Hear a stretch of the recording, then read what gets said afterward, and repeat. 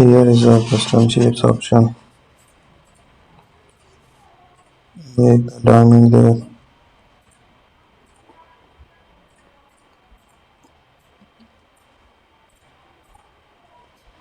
Use it a different design. Add a paint there. Let's make the razor tool.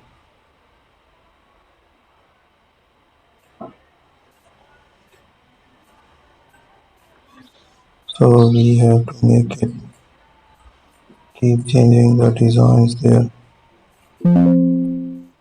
Add a paint.